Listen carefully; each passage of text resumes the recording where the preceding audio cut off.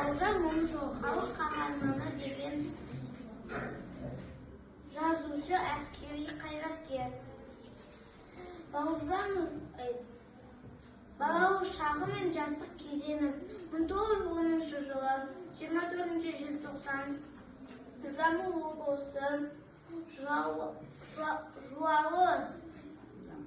ауданы Көктөбе Көлбастау ауылында дүниеге келген. 7 жылдық мектепті бітіргеннен соң мұғалім, хатшы, милиция бастығы қызметі атқарған.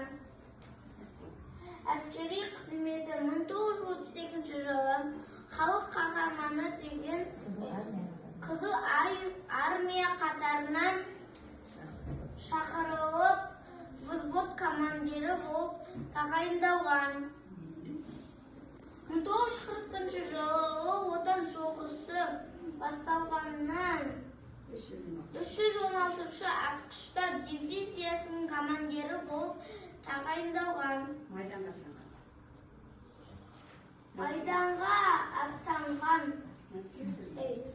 Мәскеу түбіндегі шайқаста ерекше ерлік көрсетіп, Батальон полк дивизиясының командирі болып тағайындалған. Шығармашылығы соғыстан кейін әскери педагогикалық жұмыспен айналысып, шығармашылыққа бет бұрған. Ұшқан жауынгердің тұлғасы, майдандағы кездесулер сияқты шығармалардың авторы. Шығармалары бірнеше шет тілдеріне аударылған. Марапаттары мен атақтары Кеңес одағының ордендерімен және медалдармен марапатталған. 1982 жылы өмірден өткеннен кейін халық қаһарманы деген атақ берілген. Қай жылы берілді халық қаһарманы деген атақ? 1993 жылы.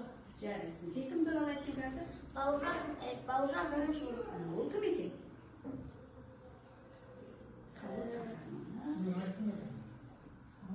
Халық қаһарманы.